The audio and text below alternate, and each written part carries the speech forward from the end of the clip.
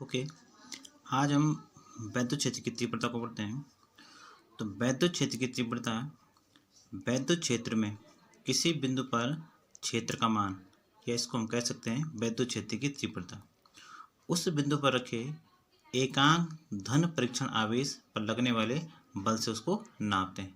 इसको हम ऐसे भी कह सकते हैं कि यदि वैद्युत क्षेत्र में रखे धन परीक्षण आवेश माना Q0 है और उस पर जो लगने वाला बल अगर F है, तो उस बिंदु पर जो वैद्युत क्षेत्र की तीव्रता होती है वो E=F/Q0 होती है।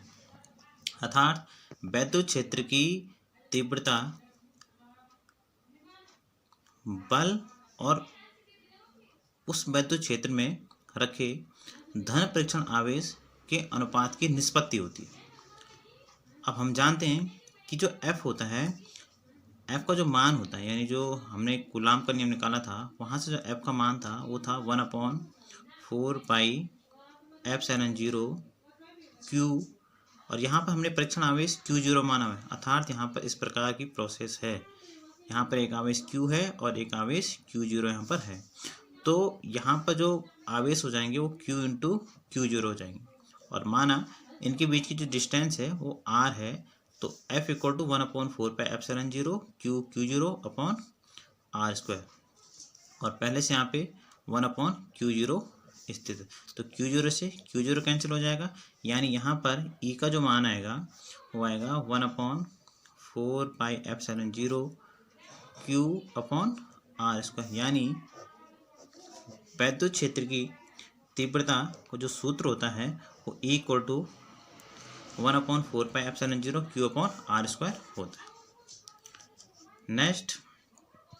जो नेक्स्ट टॉपिक आपका है वो है वैद्युत क्षेत्र के कारण आवेशित कण पर बल। आवेशित कण पर जो बल होता है वो F का मान F होता है Q×E। इसको हम वैद्युत क्षेत्र की तीव्रता से ज्ञात कर सकते हैं, क्योंकि वैद्युत क्षेत्र की तीव्रता E=F/Q0 होता है, तो यहाँ से F का जो मान होगा F=Q×E हो जाएगा। इसके बाद आपका जो नेक्स्ट टॉपिक है इम्पोर्टेंट है, वैद्युत द्विध्रुव तथा वैद्युत द्विध्रुव आघूर्ण। तो सबसे पहले वैद्युत द्विध्रुव को समझते हैं। वैद्युत द्विध्रुव वह निकाय होता है, वह सिस्टम है जिसमें दो बराबर परंतु विपरीत प्रकार के बिंदु आवेश एक दूसरे से अल्प दूरी पर स्थित होते हैं। इसमें एक प्रोसेस होती है। प्रोसेस क्या है, देखिए इसमें क्या है, वैद्युत द्विध्रुव वह सिस्टम है जिसमें दो बराबर आवेश तो बराबर होंगे, आवेश Q और Q ही हैं, परंतु विपरीत प्रकार के बिंदु आवेश होंगे, यानी एक प्लस होगा और एक माइनस होगा, और वो दोनों बिंदु आवेश जब एक दूसरे से एक अल्प दूरी पे रखे जाते हैं। माना मैं अल्प दूरी L मान लूँ, तो माना एक अल्प दूरी L पर, या 12, हम इसको अल्प दूरी को 12 मान लेते हैं। तो यह इस प्रकार का जो सिस्टम होगा इसको हम क्या कहेंगे, इसको हम वैद्युत द्विध्रुव कहेंगे, जिसमें दो बराबर हैं किंतु विपरीत आवेश हैं और एक दूसरे से क्या एक अल्प दूरी 12 पर स्थित है।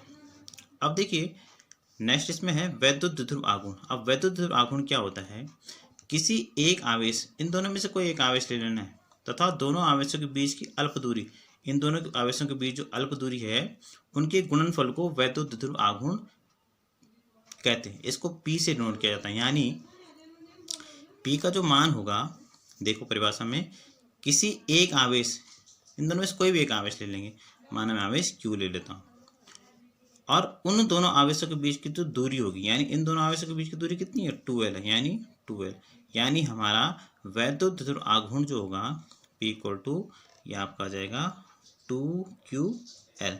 इस प्रकार हमारा जो वैद्युत द्विध्रुव आघूर्ण का सूत्र है ये हमें प्राप्त हो जाता है।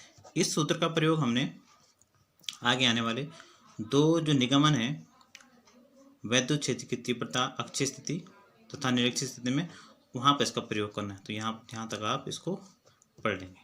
Thank you.